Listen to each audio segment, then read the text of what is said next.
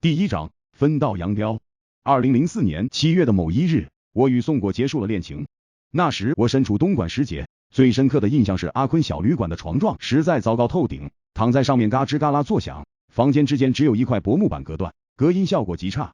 尽管宋果身形娇小，但腿部却异常修长有力，宛如一匹野鹿。他的腿常常踢到木板，每一次踢击，木板都发出砰的声音，砰砰砰。我在上面时根本停不下来，砰砰砰的声音变得越来越急促，搞得整栋楼都传来动静。关键时刻，宋果还发出撕心裂肺的大叫声，吓得我脸都变白。我试图伸手捂住他的嘴，却够不着。好在折腾结束了。酷热的夏日，热得令人难以忍受，我满脸身上都是汗，点燃一支烟抽，烟还没抽完，宋果便开口说：“陈斌哥，我们分手吧。”我瞪大眼睛盯着他，怀疑自己是听错了，你是不是发疯了？很快我意识到宋果是认真的，而且态度坚决，显然事先有所准备。他表示不想再和我拖泥带水，他已经21岁，青春宝贵，他无法忍受这种平庸至极的生活，受不了工厂里刺鼻的绿油和丙酮味。当时的我年轻气盛，立即就火了起来，指着宋果的鼻子骂道：“你能对得起自己的良心吗？这2年你自己搞得那么累，你学英语，又学人力资源管理，花了上万块钱学费，2年跳了3、4个槽。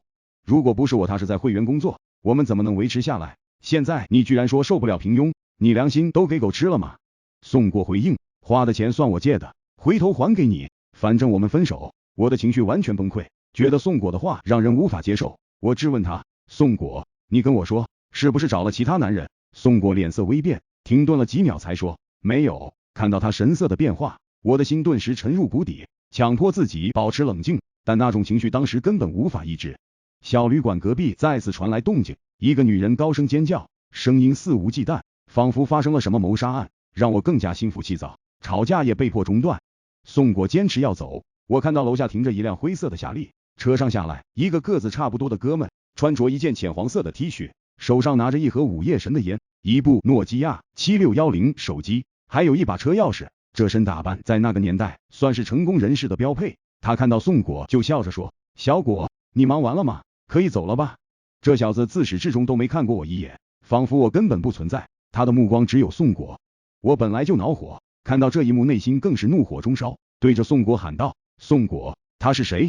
宋果有些躲避我的目光，拎着行李箱说道：“陈斌，这是朱经理，我的客户，今天他来10节出差，正好顺路可以捎我一段。”我勃然大怒，你他妈是在侮辱我的智商吗？这小子明明是从深圳过来的，2人显然是提前约好的，你居然说是碰巧。那小子狡猾地说：“那个，小果，我不太了解情况，你先把事情处理好，不用急，我在车上等你。”他说的慢条斯理，仿佛是领导一般，还伴随着双手向下压的肢体动作。我冲到那小子面前，一巴掌抽了过去：“你装什么逼？竟敢碰老子的女人，看老子揍死你！”那姓朱的小子看似高大威猛，其实软弱无力，被我一个巴掌抽得痛苦呼叫：“你不是小果的表哥吗？小果，这是怎么回事？”我一下子明白了很多事情，扭头对着宋果大骂：“你怎么这么贱？”宋果也爆发了，把手提袋狠狠摔在地上，用手指着我的鼻子：“陈斌，看看你的样子，不觉得滑稽丑陋吗？我讲了我们今天分手，分手你懂吗？就是以后你走你的路，我走我的路，再也没有关系了。你没有资格干涉我的生活，更没有资格冲着我的朋友狂吠。”宋果的话如雷霆之击，他面容狰狞，充满戾气，让我吓住了。我记得我们初相识时，他总是抱着我的胳膊，头埋在我的肩膀上，如同小鸟一般温柔。那时候无论吃饭、逛街还是玩，都是我做决策和安排，他只需轻松跟随。我心生疑惑，是什么改变了他的模样？是因为我的平庸吗？是因为我买不起一辆夏利车吗？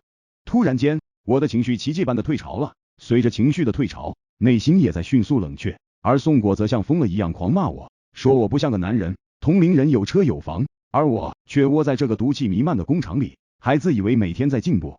他还说我喜欢拿同学比，对我那帮同学全都不屑一顾。我不说话了，任由他一个人发泄。最后看着他拎着行李上了夏利车，车消失在我视线中的瞬间，我百感交集，内心各种情绪交织，鼻子一阵发酸，没忍住哭了。回宿舍的时候，我已经醉得厉害，给大学同学蔡洪文打电话。大学3个铁兄弟，我、蔡洪文和陈杰。我的性格一直很内向，在女孩子面前从来都不会花言巧语，也绝不会主动去追求女孩子。和兄弟朋友在一起还好，但和陌生人在一起，我似乎无法找到说话的勇气。结果我竟然是第一个有了女朋友的人，而我的兄弟们至今还单身。老蔡经常戏称我为闷骚，而我曾经为宋果出钱上学，陈杰却指责我下贱。以前我并不承认这些说法，但今天我却毫不犹豫地认可了。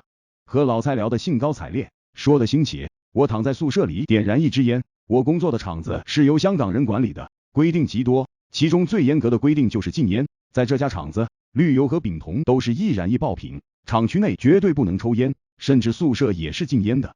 人力资源部的一个小头目发现了我在抽烟，这家伙带着一块红牌子，级别比我低2级，看起来有点讨厌。他抓住了一个吸烟的干部，似乎感到一种变态的快感，双手叉腰，居高临下的看着我。当时我在厂里并不善言辞，给人的印象一直是很老实的，于是这小子觉得可以轻松的欺负我。